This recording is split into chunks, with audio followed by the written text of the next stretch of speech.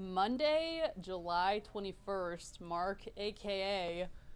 The last day of the Chiefs offseason. Training camp eve. Yep. Pretty much the next time we will not be talking Chiefs football will be the day after the Super Bowl. And we're having when they say like it rains on your wedding, that's a good luck charm. I think like a screen going out on your pre-training camp show is a good luck charm too. It's all good. We're going to be just fine. Let's talk about, Mark, our top storylines that we're following, other than the two that are already on our rundown, which is the left tackle battle and the wide receiver room, which that conversation also just got more interesting as of this weekend. But outside of those two rooms, Mark, what are you looking for tomorrow? I don't know if it's necessarily what I'm looking for tomorrow, but I think with the extension news of George Karlaftis, I think we need to start thinking about maybe is one for Trent McDuffie on the horizon, because I mean these are guys who are going to be who are eligible, for extensions. They had their fifth-year option exercise. These are guys the Chiefs drafted. These are guys in the Chiefs core, and now they've locked up Karlaftis, which might have been an easier deal to get done because now Trent McDuffie, he's a multiple-time All-Pro. He plays a real premium position in the NFL in cornerback. And getting the Karlaftis deal done was great, but then it just opens up a new question. Like, when's the Trent McDuffie deal going to be done? So, Marley, I don't know if that answered your question, but what were your kind of thoughts on all that? Yeah, well, McDuffie is certainly next in line, entering his fourth year of his rookie contract here, which is kind of hard to believe that much time has passed. And obviously the Chiefs have already picked up his fifth-year option. So,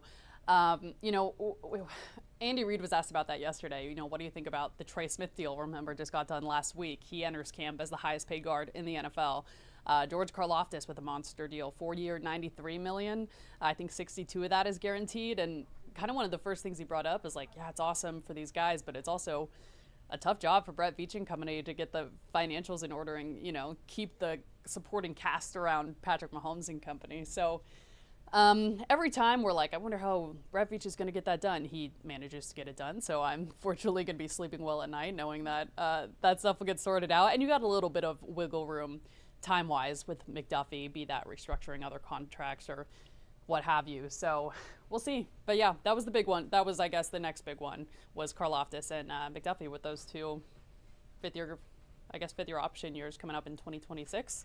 So time will tell. As for camp, though, the big storyline I think most of us are looking for, which unfortunately this is the second year we've had this discussion, and last year there was never an answer, not only through camp but through the regular season and to the Super Bowl.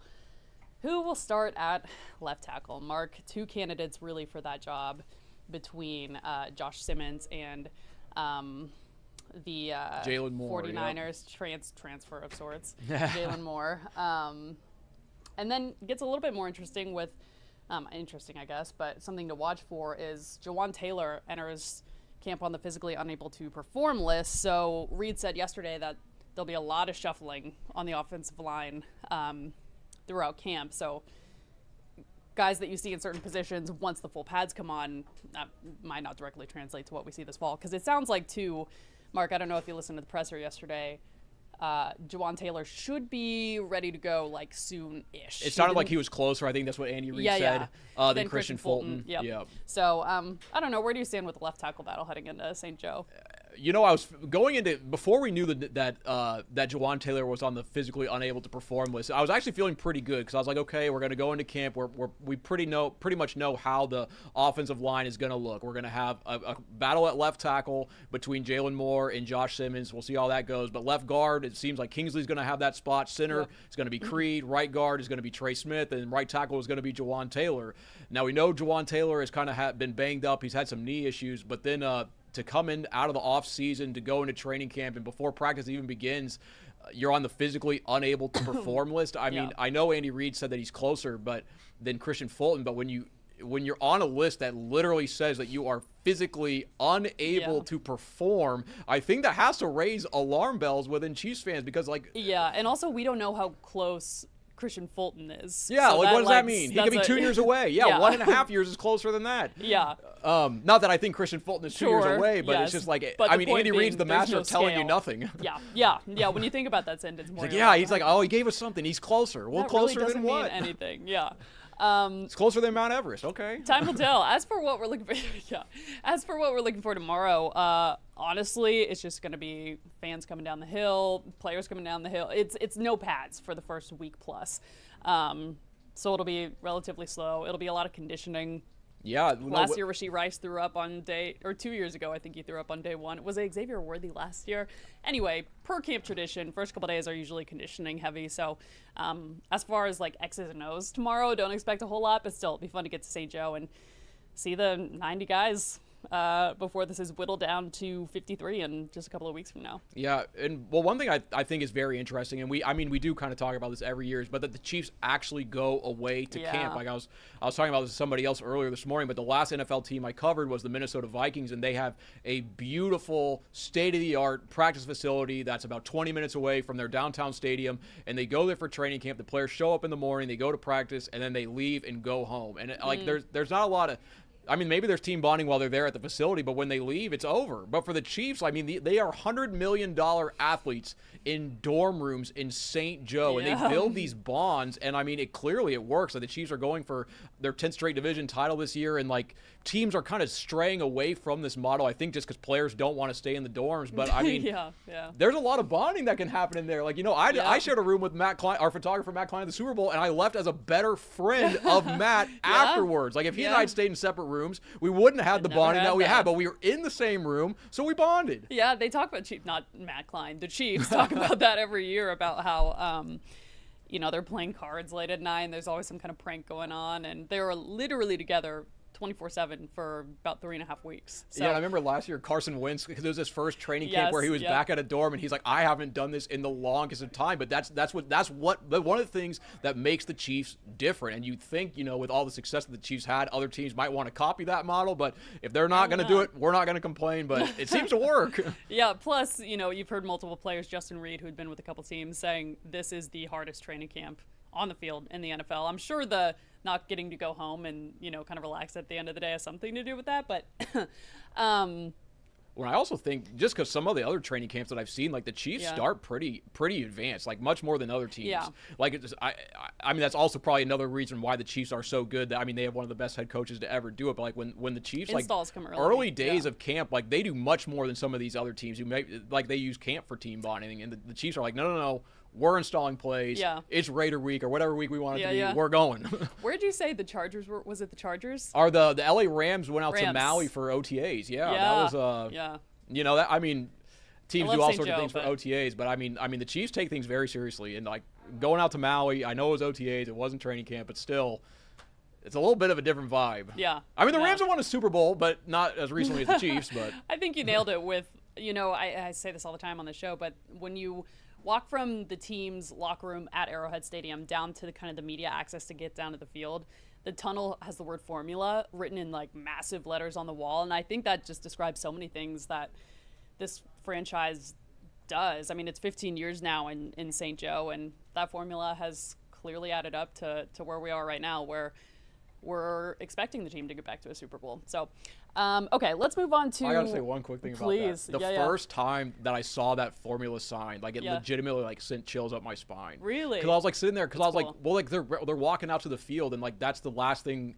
I mean, the last message on the wall that you're gonna read, and it's like, we have the formula to do this. Like, trust in yourself, trust in your team, trust in this process. Like, it was just like I was like, oh my gosh, like no wonder the Chiefs are so good. Yeah, that is a really layered like feeling.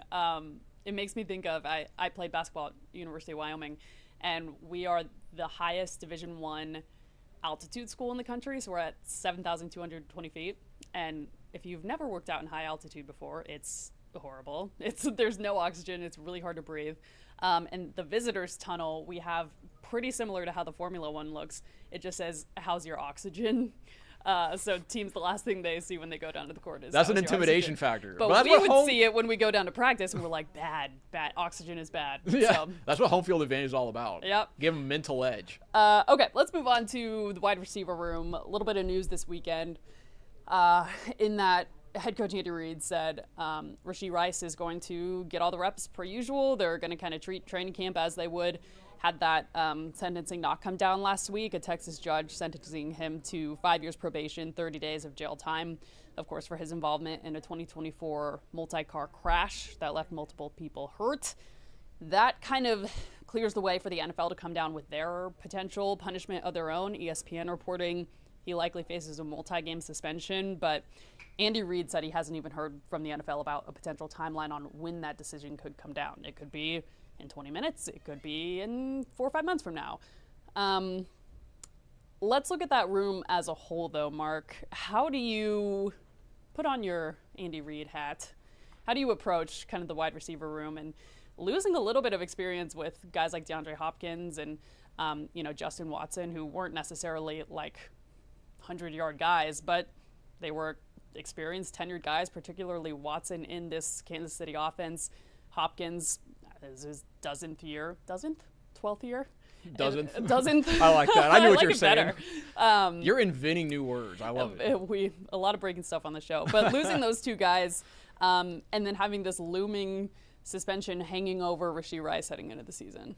I'm curious as to your thoughts on this, but I will say I would think internally the Chiefs, they have to be planning for a lengthy suspension of Rashee Rice. I mean, if you're given 5 years of probation and 30 days in jail, I don't think you're gonna get away with like a 2 or 3 game suspension. I mean, the judicial system in the United States thinks this is a pretty serious situation that Rashee was involved in, and I mean, I don't know how long he's going to be suspended, but I would expect it. I really would expect it would be for some time, and I know we don't really know what the timeline for this would be, but again, I would expect it to be before the regular season begins. I don't see the NFL wanting. I just don't see them starting the season having Rashee for a couple games and then the NFL coming down with a suspension.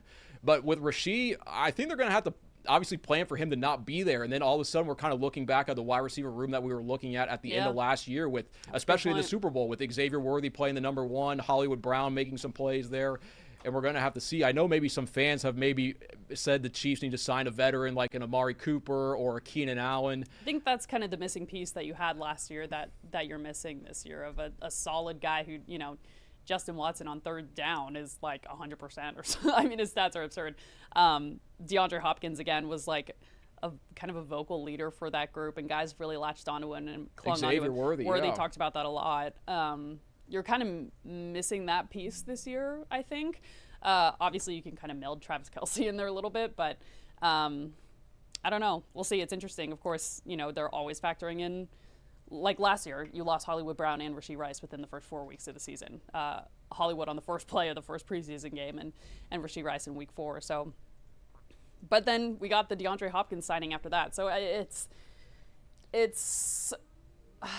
I think you have to plan for the worst, hope for the best kind of situation when it comes to length of suspension for Rice. Our Gabe Swartz, who's often on the show, did a lot of research into kind of the precedent of how long players are suspended for different driving-related issues, and the synopsis is it varies a lot. There really is no telling. And again, no timeline on once a sentence comes down, we have X number of weeks until, that doesn't exist. So a lot of waiting, but best you can do is, you got a couple of rookies.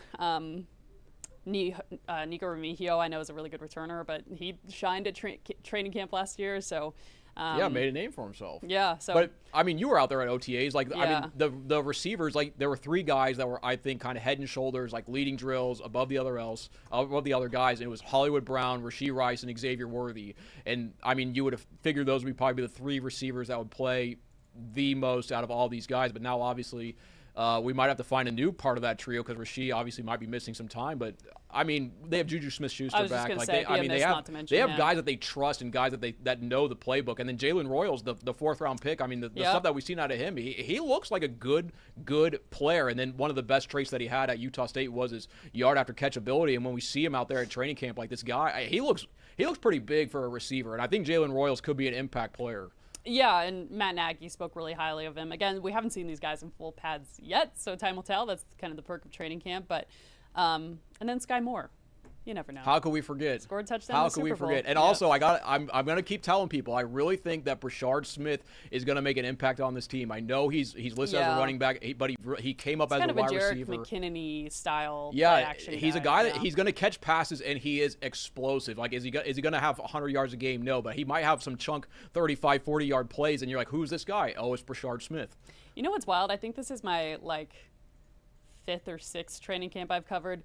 2 years ago, we were talking about Sky Moore and Kadarius Toney as 1 and 2. Isn't What that a- crazy? What a 2 time years that ago. was. Yeah, that was not the best wide receiver room in Who Chiefs would've thought? history. Definitely Yeah. was not. But So here we are. Okay. Anything else, Mark, before we wrap up training camp discussion for today? We'll just have excited to get so much out there. talk I know about. it's definitely going to be hot all week, so if people are going out there, just make sure you're Yeah. hydrating and all that. But it's also Marlia, for us. Like, I know that it's a lot of work, it's a lot of grind, but it's also very cool just to get as close to the players for as long as we can at Yeah. training camp. Because during the season, like, we go to practice, it's like 90 seconds, 2 minutes of practice that we're really allowed to see. But at training camp, we can see it all. Yeah, and for fans, it's cool. It's fun. too. You can walk, like, if you haven't been before, you can walk right up to kind of the ramp. You've probably seen videos of players coming down, and they'll run over and high-five guys and, sign autographs and stuff. So it's really, if you haven't been, it's a really up-close and personal experience to kind of hang out with the Chiefs, see what happens behind the scenes, at an Andy Reid practice. Yeah. No, the kids love it. And like last year, Yeah. I know I saw a sign from someone, like they came from Mexico to go see Yeah. training camp. And then, I mean, obviously a lot of the days are free, almost all of them.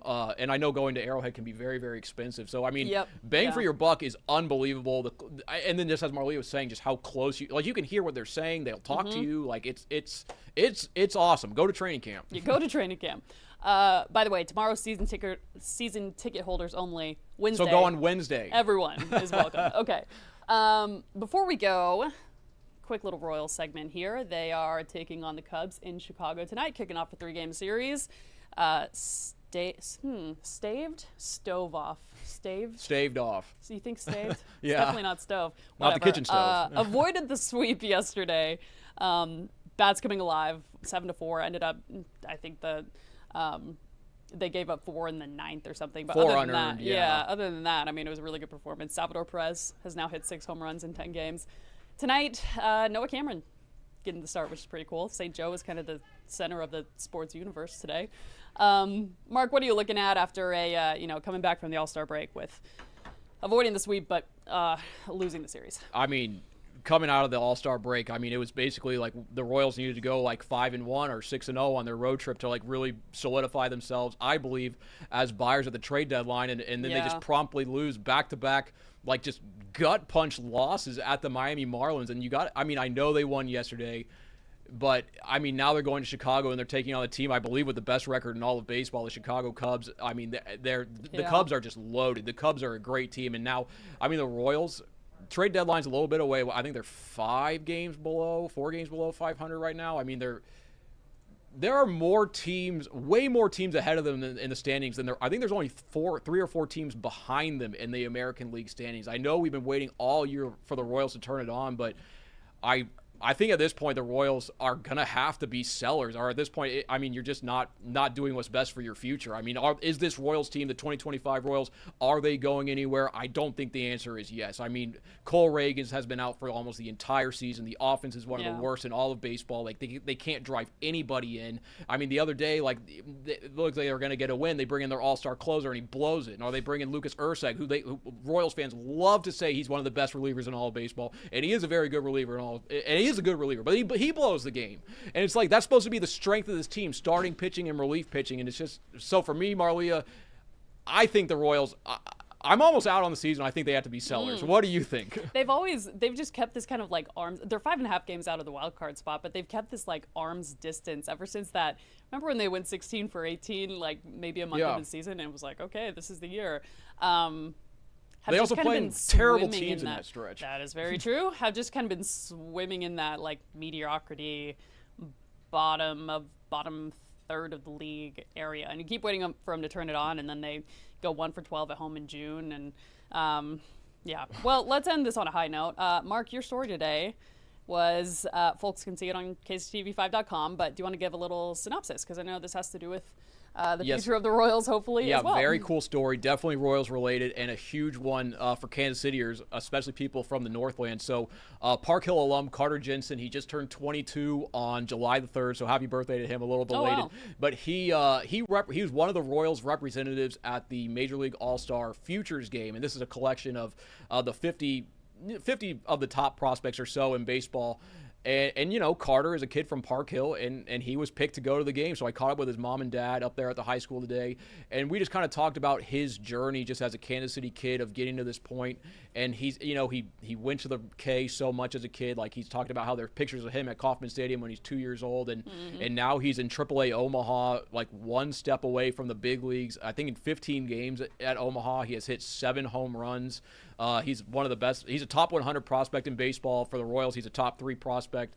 And he's from right here in Kansas City. So it's just so cool to see, like, there's a bunch of kids that go to Park Hill. There's a bunch of kids that play baseball at all these same facilities that Carter Jensen used. And he is, he's doing the real thing, just like Noah Cameron is. Like, he's on the doorstep of the big league. So it was cool to talk to his parents and see just how proud they are of him. And it was really cool. It's a great story all the way around. Yeah, cool. How cool would that be to have both those guys called up in the same year too? No, that would be unbelievable. And I mean, Carter, I know it's tough because the Royals have Salvador Perez and they have Freddie Fermin, but I mean, he's tearing the cover off the ball. Like, and whatever, those 7 homers in 15 games, and he keeps the thing we were talking about this in the sports office earlier. Is the thing is, like, when you look at Carter's stats, the higher level he goes, the better he performs. And so I asked his dad about that. I was like, why? What is it about Carter that he seems to play his best when he's just playing against good competition? And he said that Carter's done that his whole life. When Carter was out of high school, just trying to decide if he's going to go to a major league organization through the draft or go to LSU for college, one of the scouts was telling his dad, when I watch Carter, like, he seems to play better when the competition gets better and better and better, and we're seeing that continue to happen. And then another fun nugget that I learned, I know I'm keep rambling about Carter Jensen. No, please. But Carter Jensen was roommates in Double-A with Jack Caglione at Northwest Arkansas. So those two remain in close contact. Apparently they text all the time, like through the highs and through the lows. Those two are very good friends. And then also a cool wrinkle I learned. So Carter's dad coaches another one of his kids, a 14U baseball team, and they had some games down in Arkansas earlier in the summer. And so the whole team went down there. The Northwest Arkansas Naturals invited the team to the ballpark. They got to see the guys do batting practice. They got to see the guys take infield, stay there and watch the game. And then after that, Carter and Jack went to the 14-year-old baseball game. Afterwards. So, like, imagine, like, you're a 14-year-old and you're like, okay, one of the kids' older brother is Carter, and then Jack Caglione is at the game. I mean, that's cool. Pretty cool thing. And then, I have one more nugget about Carter. Like, this is why I love talking to parents about this type of stuff.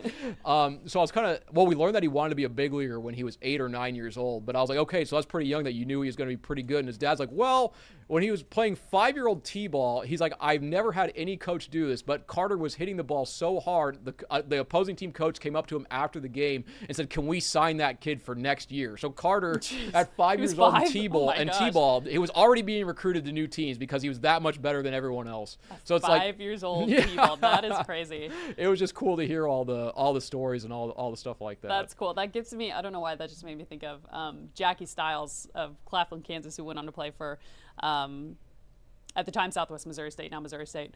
Her recruiting coach was, eventual coach, college coach, was at a tournament to watch high schoolers, and there was a little 5th grade game going on in between, and while all the other coaches went to lunch, she hung out and sat there and just kind of watched this 5th grade game, and that's where she saw Jackie Stiles. So Jackie Stiles had offers to UConn, Oklahoma, K-State, you name it, and she ended up picking Missouri State because they were the first ones to get in on it when she was in 5th grade. So sometimes the talent shows in the case of Carter Jensen, apparently at 5 years old, which is wild.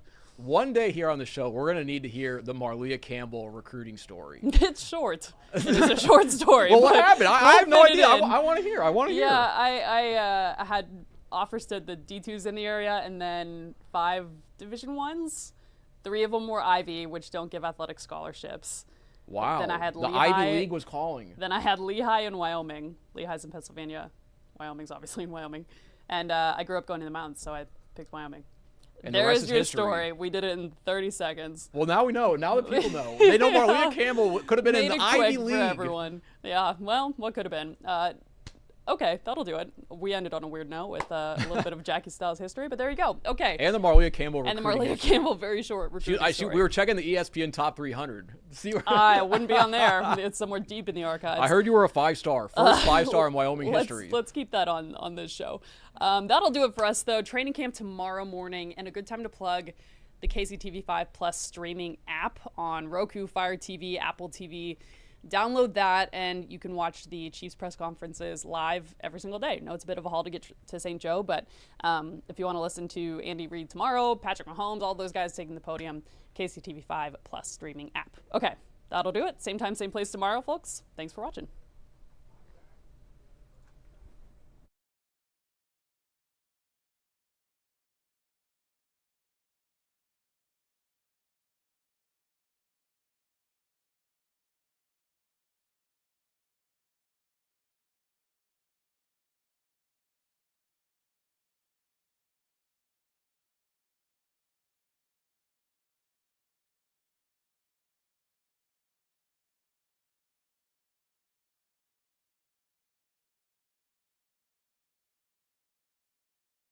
NIL, so it's like, what do you do? Like, so we went to good old Wyoming for free. Oh, got it. Your IFB was a little stuck. Wow. The Wharton School of Business at the University of North Carolina. I had a spot. They give one.